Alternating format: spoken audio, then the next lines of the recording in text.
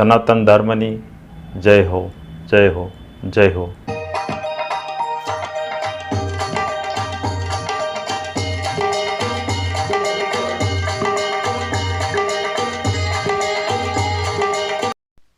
જય ગુરુ મહારાજ, જય ગુરુદેવ.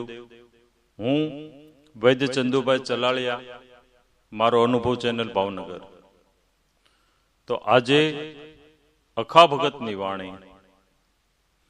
આમ તો અખા ભગત જે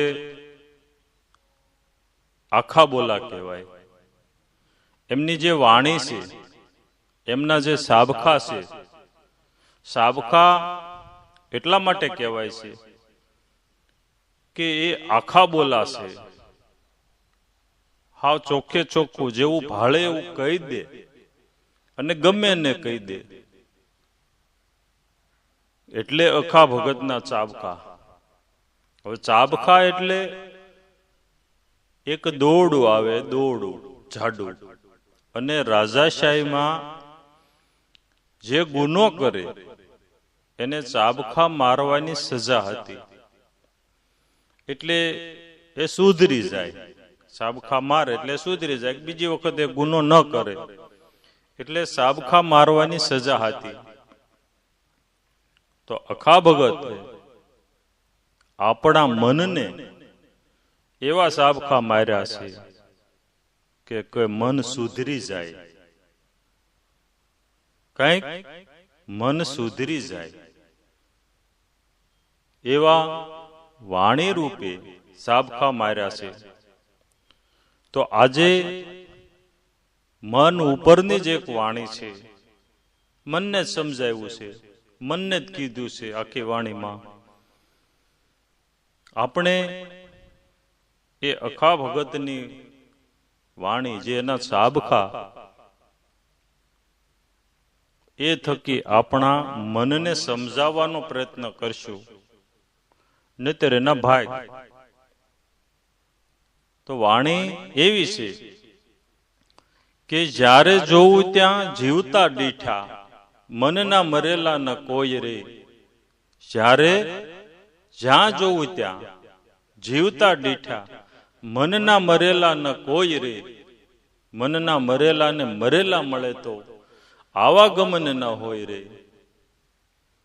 તો અખા ભગત એનું મનને પેલા મારી નાખ્યું હતું, અને એનું મનને મારવામાં નિમિત્ત એના બેન હતા. એ કથા તો તમે સાંભળી છે, એટલે અત્યારે એ કથા અહીંયા નથી કહેતો. એનું મન મરી ગયું અખા ભગતનું. પછી એનો જે ધંધો હતો સોનીનો, ઘરાણા ઘડવાનો, એનો જે ધંધો હતો સોની, એ ધંધો બંધ કરી અને માણાને ઘડવા માટે નીકળ્યા. એટલે અખા ભગત જ્યાં ફરતા હતા, જ્યાં દેખાય, જેવું દેખાય એવું કહી દેતા હતા. તો અખા ભગત જ્યાં જાય ત્યાં કોઈ એમ કે બાપા મારે દીકરો નથી, કોઈ એમ કે બાપા મારે દીકરાના લગ્ન નથી થતા, કોઈ એમ કે મારા દીકરા માટે ઘર નથી, કોઈ એમ કે મારે દીકરા માટે જમીન નથી, જમીન લેવી છે, કોઈ એમ કે 25 વીઘા છે પણ હજી 25 વીઘા થઈ જાય, બીજી તો 50 વીઘા થઈ જાય. જ્યાં જાય ને ત્યારે અખા ભગતે કીધું કે આ બધા માયામાં જીવે છે. કોઈ છોકરા હાટું, કોઈ દીકરા હાટું, કોઈ જમીન મકાન હાટું જીવે છે. આમાં મરેલું તો કોઈ છે જ નહીં. કે બધાય ત્યારે કીધું જ્યાં જોવું ત્યાં જીવતા દીઠા, મનના મરેલા ન કોઈ, અને મનના મરેલા જો મળે તો આવાગમન ન હોય. એક વખત મન મરી જાય પછી આવાગમન હોતું નથી. આવાગમન એટલે કે જન્મમાં મરણ વાળું. આવવા જવાનું હોતું નથી. જેનું મન મરી ગયું હોય એને, જ્યાં સુધી મન મર્યું નથી ત્યાં સુધી, જેમ નદીમાં પાણીની શરૂઆત થાય, ખેતરમાંથી નદીમાં પાણી જાય એટલે શેક સમુદર સુધી એને આડાઅવળા ભટકાવાનું છે. પાણીને કઈક ખાડા હોય ત્યાં રોકાઈ જવાનું હોય છે, પણ એક વખત સમુદ્રમાં મળી ગયા પછી એને પાછું આવવાનું હોતું નથી. ક્યારે સમુદ્રમાંથી નદી પાછી ન વળે,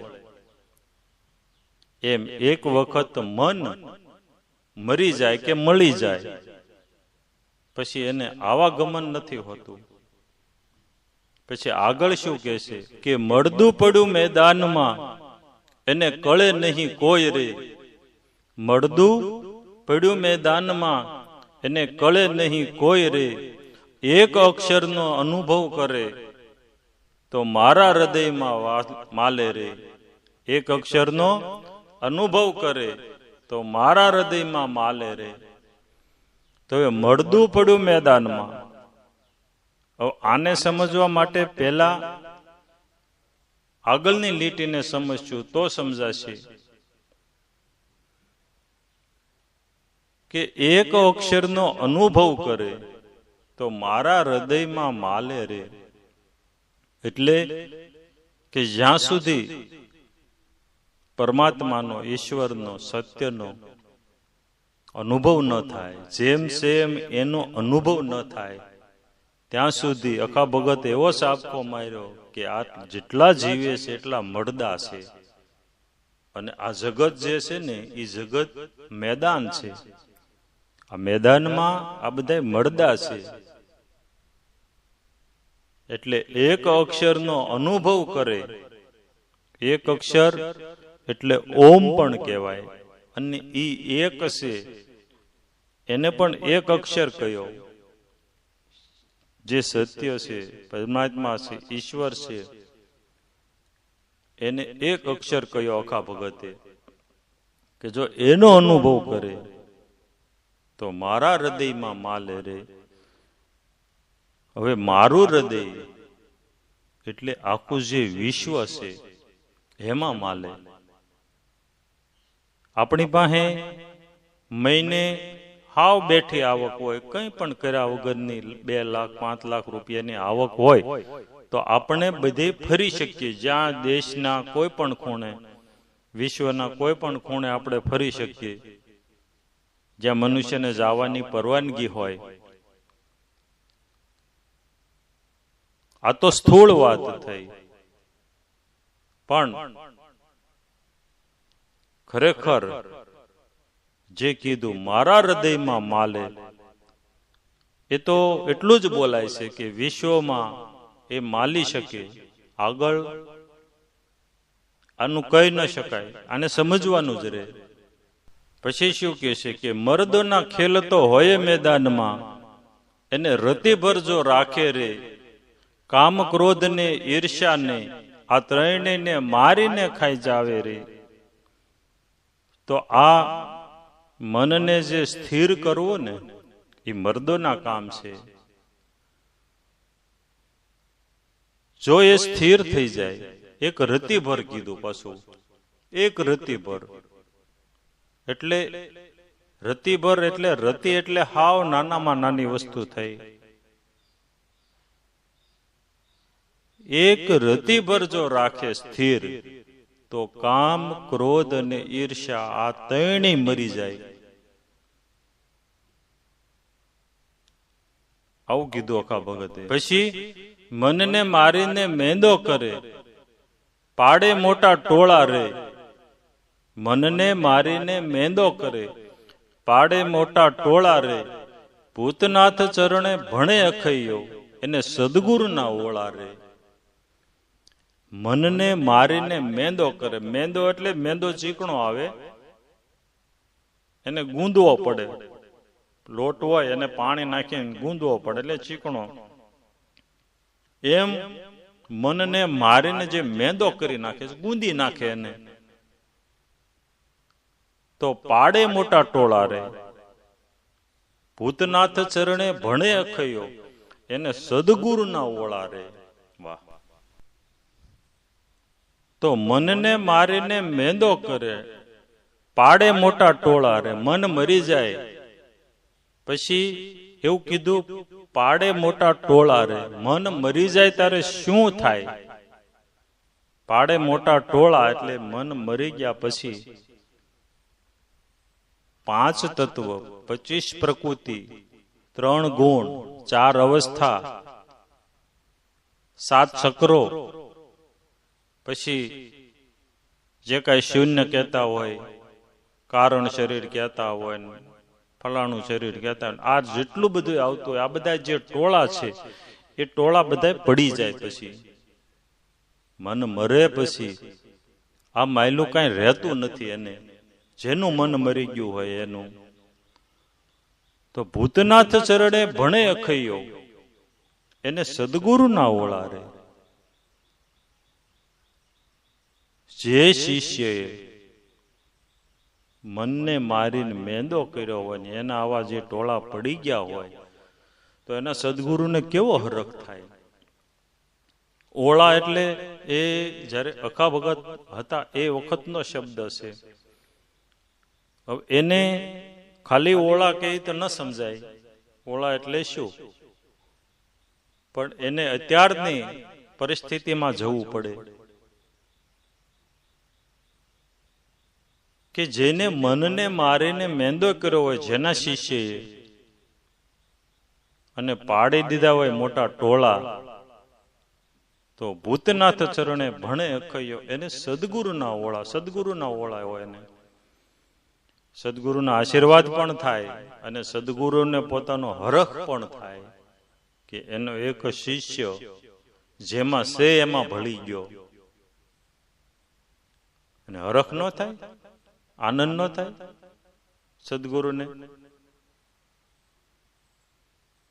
ત્યારે એને સમજવા માટે કે આપણે 3-4 દીકરી દીકરા હોય, એમાંથી એકાદ કપાતર પાક્યું હોય તો એ મા બાપને કેટલો દુઃખ થાય. પણ 3-4 દીકરા હોય, એમાંથી એક દીકરી હોય, એક દીકરો હોય, એને દેશ વિદેશમાં નામ કર્યું હોય અને એના બાપને 1000, 2000, 5000, 50,000 ની વસ્તી હોય, વ્યક્તિ હોય, સ્ટેજ ઉપર બોલાવીને એના મા બાપનું સન્માન થતું હોય, જે દીકરાએ સિદ્ધિ હાંસલ કરી હોય, દીકરીએ સિદ્ધિ હાંસલ કરી હોય, એનું સન્માન થતું હોય, ત્યારે મા બાપને આનંદ કેવો હોય, હરખ કેવો હોય. તો એવો હરખ સદગુરુને ન હોય.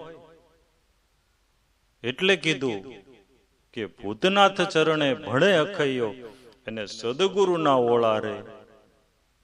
તો આવા અખા ભગતના જે સાબખા છે એ સાબખા આપણા મનને એકાદો સાબખો વાગી જાય અને મન સુધરી જાય ને મરી જાય, એવી પ્રાર્થના સાથે જય ગુરુ મહારાજ, જય ગુરુદેવ, જય સિયારામ. જય સિયારામ. મારો અનુભવ ચેનલ ઉપર વિડીયો હોય અથવા કોઈ પણ કોલ રેકોર્ડિંગ હોય તો મારી સાથે જે કોલ રેકોર્ડિંગમાં જે કોઈ પણની સાથે વાત થતી હોય તો એનો ક્યારેય પણ સરનામું કે મોબાઈલ નંબર ન માગવો. જય સિયારામ. આગળના વિડીયો જોવા માટે આ રીતે ચેનલ સબસ્ક્રાઈબ કરો.